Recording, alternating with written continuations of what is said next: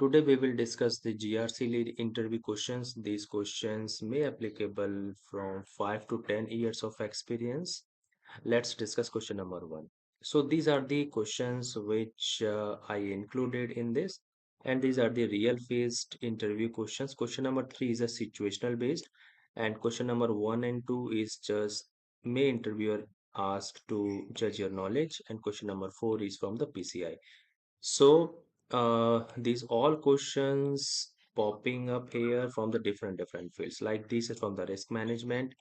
This is also from the risk management. This is a situational based questions, and this is from the PCI DSS. Question number three is from data privacy GDPR or DPDPA, you can say. So let's read one on one. What is risk avoidance? Please explain the concept with two cybersecurity examples. Interviewer wants to know that what's your understanding of the risk avoidance perception, and are you aware with the two real-faced cybersecurity examples? Question number two is a follow-up of these questions like, is mitigation risk and avoidance risk are same? Because in mitigation risk, we need to find a solution, and in avoidance risk also, we are looking for a solution. So interviewer is asking to you, do you agree with this statement that avoidance risk is equal to the mitigation risk? They wants to know your opinion that what's your understanding of avoidance risk and mitigation risk. Here the question number three, this question belongs to data privacy, GDPR or DPDPA.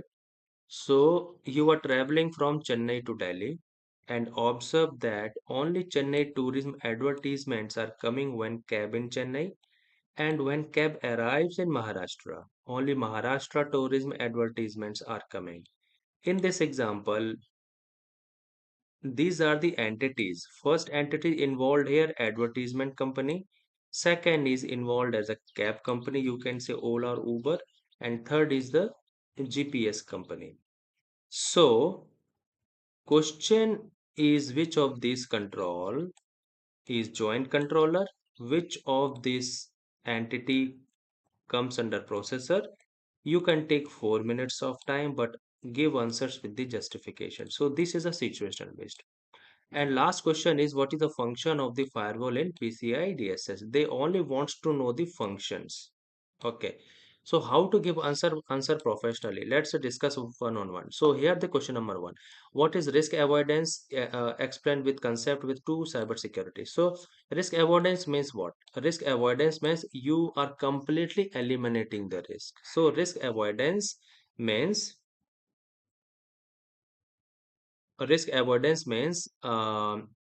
completely eliminating the risk by not performing the activities that creates the risk. Means I can also say that if an activity is too risky, the company decided not to perform at all. Let's explain with the real one example, right?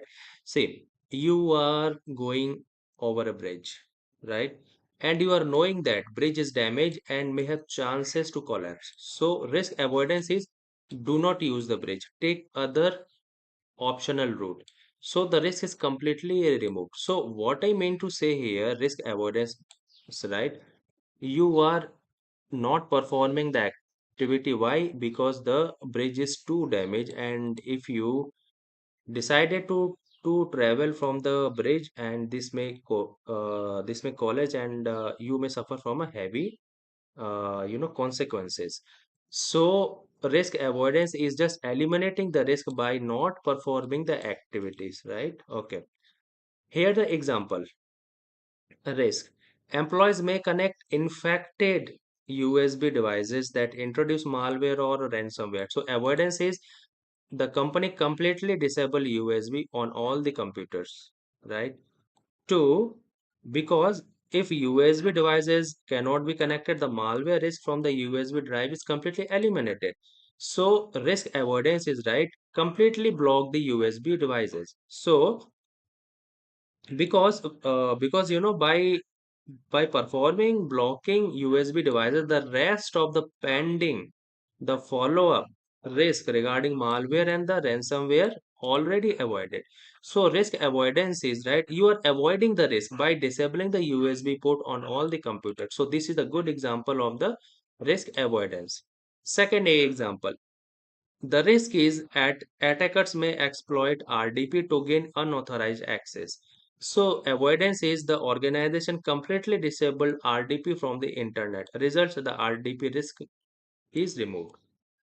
So risk is completely removed by avoiding not to perform the activities. In this example, right, we are avoiding RDP by not performing the activities. Hence, we are completely disabling the RDP from the internet. So this is the best example of the RDP. Okay. Here is the follow-up question of the question number one. So interviewer is asking to you, is mitigation risk and risk avoidance are same? Because in mitigation risk, we also need to find a solution. And in avoidance risk, we are also looking for a solution. So he's asking to you, do you agree with this statement that avoidance risk is equal to the mitigation risk? So your answer should be professionally, no, I don't agree risk avoidance is equal to the risk mitigation. Why? Because goal is different. Both are looking for a solution obviously, but the target is different. So in risk avoidance, right, you need to stop the activity completely by not performing, but in risk mitigation you can continue the activity and reduce the risk. See the difference here. Risk avoidance means you are avoiding the risk by not performing it, but in mitigation you are continuing the activity by reducing the risk, means you are applying a solution, and here you are completely eliminating the risk. So this is the second one. In risk avoidance, right, you are terminating the risk 100%, but in mitigation risk the risk is reduced but still exists, maybe in the form of acceptable or maybe in the form of exceptional risk or in the transferable risk. So this is the second differences. Example, disable USB ports completely, as we seen here, right, means you are completely blocking or disabling the USB ports, but in mitigation risk you're allowing USB and scanning them in the antivirus, means you are trying to mitigate the USB, means first you allowed the USB and then you can go with the scanning of the antivirus. But in the risk avoidance part, you are completely disabling the USB ports, means you are not performing the activities at all. Second example, do not store card data, means you are completely terminating the risk. And in risk mitigation, right, you can store card data but encrypt it, right? Or by setting up a different zone, means you are going for a solution. But in risk avoidance part, you are not storing the card data at all. Okay, now let's understand this example deeply. Malware through USB devices. Okay, so in terms of risk avoidance, companies blocks all USB ports, right? So employees cannot use USB drives. So risk is 100% terminated, removed. So this is the example of the risk avoidance. But in terms of the risk mitigation, right, you are allowing USB and you are again antivirus scanning you are performing. So action you are performing after giving approval for the USB. But in risk, you are completely eliminating by blocking all the USB ports here. So this is the difference. Second, deep example of the RDP. These are the explanation of the whatever we have learned here. So example is disabling RDP completely. This is the example of the risk avoidance part, because by disabling the RDP completely, no RDP services exist. So risk is terminated 100%. Risk is eliminated. But in risk mitigation, right, you need to mitigate first, enable the RDP, and then go for the risk mitigation, by implementing MFA, by implementing VPN, and by monitoring logging, etc. Right? So risk is exists, but is much lower. So overall, from interview perspective, if I differentiate this, because see what your question here, coming back to the query here, they are asking that do you agree with this statement, risk avoidance is equal to the mitigation risk. So this is the professional answer you need to say here. The risk avoidance means terminating or eliminating the activities that creates the risk. Risk mitigation means continuously activity while implementing control to reduce the likelihood and impact of the risk. Therefore, risk avoidance and risk mitigations are not the same. Okay, risk avoidance means removing the risk source, whereas risk mitigation reduces the risk to an either acceptable level or by an taking approval as exception or transfer the risk. I'm just writing here, just said modification, transfer the risk, transfer. Okay, so this is how you can tackle exception, EXE. Okay, so this is how you can structure your answer. Okay, apart from this, guys, this is outside of the box, right? There are multiple types of risk involved, by the way, right? Types of risk, like we have acceptable risk. Okay, we have avoidance risk. Okay, we have tolerance risk. Okay, we have residual risk. And what else? We have mitigation risk. We have acceptable, avoidance, tolerance, residual. We have transfer of risk, etc. And we have threshold of risk. Okay. Also, many risks are available apart from this, right? If you need to learn all these risks, right? So make your comments. I will also make the video on the individual risk with an example, like I just had explained the differences between risk avoidance and the risk mitigations part. So do your comments that which risk you require my support.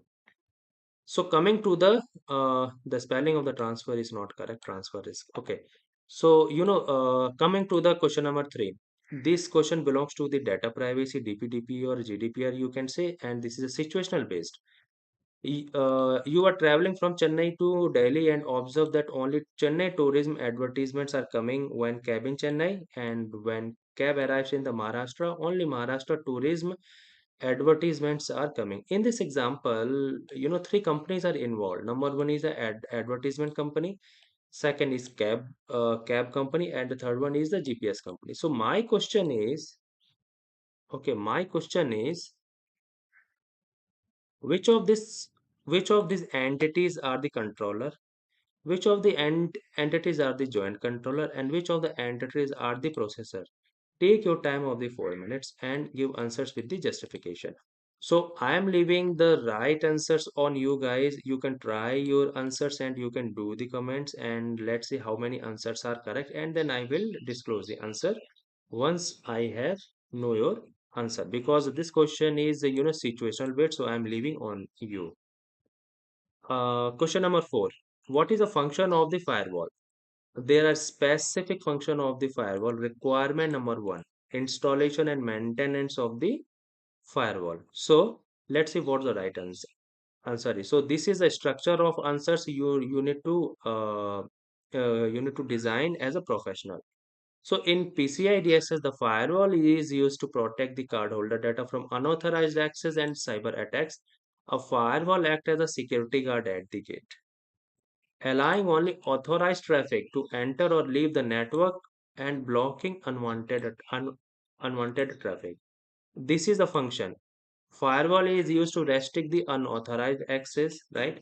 It blocks the hacker from accessing systems that store, process, or transmit cardholders data. Examples are, blocking internet users from directly accessing the payment databases. Segregate the cardholders data environment, because by applying the firewall, right, you have a PCI zone, and the PCI zone is segregated with non-PCI zone. So financial servers storing card data are isolated from employees' laptops, we can say. So number 3 is the control inbound and outbound traffic. Means it allows only approved network connection. Examples, if port number 443 is applicable, then we can go for the Now 443 and telnet is port number 23. So telnet is basically used to take the RDP. Firewall helps us to reduce the attack surface also, like only necessary services and ports are exposed. Examples are, if web server only allows 80 and 443, so it is only allow the legitimate traffic inbound and outbound. And last is monitor and log network trafficking.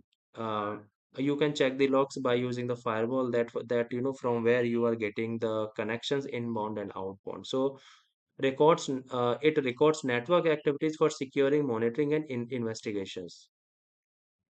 So PCI DSS requirement, firewall requirements are primarily covered under PCI DSS requirement number one. What is this? This is install and maintain network security controls. It is also called as NSCS, network and security controls.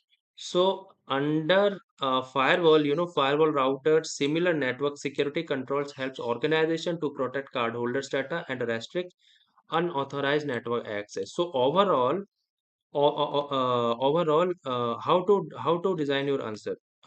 If a interviewer is saying that what is the function, so this is the actual answer. In PCI DSS, a firewall protects cardholder data by filtering network traffic, blocking unauthorized access, segmenting the cardholder data CD, and allowing only approved communications. It acts as a first line of defense against external and internal network attacks. So this is how you can explain with examples.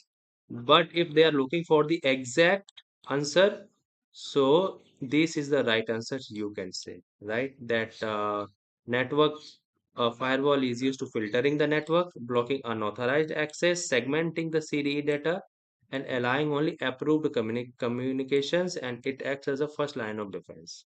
Okay, so this is all about today's. If you want to learn ISO 27001, third party risk management, PCI DSS, data privacy, SOC 2, SOX, and interview preparations, tips, and resume structures, you can connect me on one-on-one with your specific support anytime, right? And implementation on the Archer. You can connect me on the GRC decode at the gmail.com, and mobile number is 9015997199.